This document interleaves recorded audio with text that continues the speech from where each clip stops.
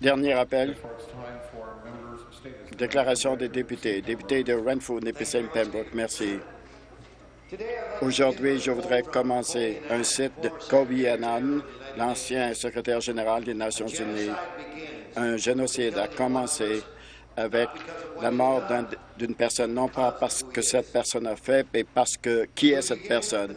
Et on commence la semaine de la sensibilisation à l'affamation, où des millions de personnes ont crevé de faim en 1932-33. Meurtre par salvation, le génocide de la population ukrainienne, pendant lequel plus de 2 millions de personnes, un grand nombre de personnes étaient des enfants. Et Staline voulait punir les Ukrainiens.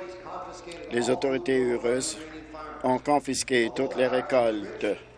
Même si la récolte était riche, les Ukrainiens ne pouvaient pas y avoir accès. Toutes les personnes et les jeunes qui refusaient étaient exécutés. Il y avait des brigades qui fouillaient les maisons, ont retiré tous les aliments pour assurer une famine.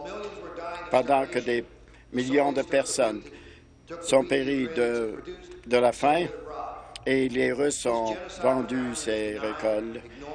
Ces familles ont été ignorées et abandonnées dans le 20e siècle. Aujourd'hui, le Russe a dit que l'affamation n'était pas une affamation. Plusieurs événements auront lieu au Canada pour commémorer cet événement.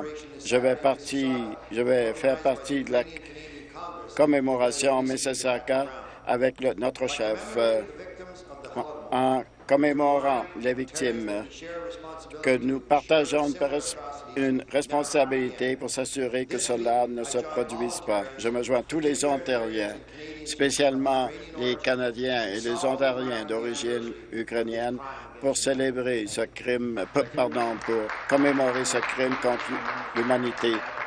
Député de Hamilton-West, aujourd'hui, c'est la journée de Hamilton. J'ai grandi à Hamilton-Est avec les métallurgistes. Pour un grand nombre d'entre eux, c'était une vie difficile et ont été en mesure, ont fait un bon avenir pour leur famille. Ceux qui travaillaient dans les aciéries, ils savaient que ce n'était pas un paradis. Ils savaient qu'il y avait des dangers. Et ce n'était pas nécessairement leur avenir ou l'avenir de leurs enfants. Ils ont fait des plans. Ils ont économisé de l'argent pour l'éducation des enfants.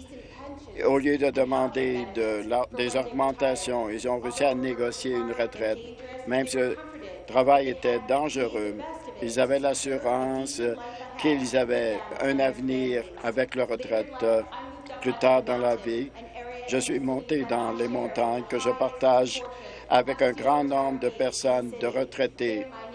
Ce sont mes voisins, mes amis, et le rêve est devenu un cauchemar. US Steel a refusé son entente, renié son entente. 20 ans, tout est perdu et US Steel ne veut pas renier ses obligations. Les prestations ont été éliminées et les gens s'inquiètent de leur retraite et le gouvernement a garanti un fonds de transition de 3 millions et personne ne sait comment y avoir accès. Je demande au gouvernement de confirmer ce processus de transition pour les familles dans le besoin. Merci. Député de Scarborough-Agincourt, aujourd'hui, je voudrais reconnaître le travail de 3 femmes importantes dans ma circonscription qui ont contribué à une société plus forte pour l'Ontario. Premièrement, je voudrais reconnaître Michelle Ford, éducatrice, enseignante dans une école. Elle a participé à un endroit d'apprentissage. Madame Ford et ses élèves ont reçu 2 subventions pour amener le yoga à l'école pour mieux gérer le stress. Madame Ford a géré ce comité pour mettre l'accent sur l'éducation en matière de justice sociale. Grâce à sa contribution, elle a reçu des récompenses dans la presse. Je voudrais reconnaître 2 élèves de cette école, les jumeaux Mariam et Agreement. et ont, et ont reçu des récompenses du Canada pour le travail en éducation pour les jeunes Pakistanais. Et à plusieurs reprises, ils ont rencontré les élèves les plus pauvres pour leur parler de la force de l'éducation et du conflit. Je voudrais féliciter Marian Enebo ainsi que Mme Ford pour leur contribution à la collectivité locale. Merci. Député de Leeds-Grenville, merci. Je voudrais prendre la parole pour reconnaître Anna Flynn du corps de cadets canadien. Elle sera dans ma circonscription et elle recevra la médaille de bravoure dans une cérémonie. C'est l'organisme des cadets canadiens c'est une médaille qui récompense les personnes qui risquent leur vie pour sauver quelqu'un d'autre. Elle a reçu cet honneur pour sa bravoure et un geste gratuit après l'écrasement ou une collision. Elle a subi des blessures lorsque la wagonnette a fait une collision. Et cette personne est intervenue et cela reflète son courage de ce programme de cadets. Lorsque la vanne est tombée sur le côté, elle est allée à l'intérieur pour réassurer ses parents. Les motoristes, finalement, ont transmis, mais malgré tout, sa sœur est demeurée piégée. Elle est restée avec elle jusqu'à ce que les ambulanciers sont arrivés. Ils n'ont pas pu être atteints et lui a maintenu un masque d'oxygène sur le visage pendant 13 minutes. Je regrette de ne pas participer à cette cérémonie, mais je demande à tous de reconnaître la bravoure de cette personne. Dans des moments de crise, on voudrait avoir la même inspiration, le même courage lorsqu'elle a fait passer le bien-être des autres avant le sien. C'est un excellent modèle et nous sommes très fiers d'appeler la corporale cadette Mara Flynn, une de ses enfants. Député de Toronto, Danforth, les discussions sur le changement climatique deviennent une partie du discours au jour le jour. Aujourd'hui, j'ai participé à une conférence de presse de la première ministre et du ministre responsable de l'Environnement pour parler du plan de changement climatique. À partir d'aujourd'hui, il y avait une nouvelle annonce d'une annonce pendante, un plan de haut niveau qui a été déposé aujourd'hui, sans coût, nos cibles, aucun détail de mise en œuvre. C'était troublant. Mais encore plus troublant, c'était les cibles de 2013 oubliées. Et malgré la documentation, on parle d'une cible de 2020 une seule fois. On parlait d'une cible de 2020-2050. J'ai comparé à l'annonce de Kyoto en 2012. Et finalement, qu'est-ce qui arrive? C'est que les cibles sont déplacées à l'avenir.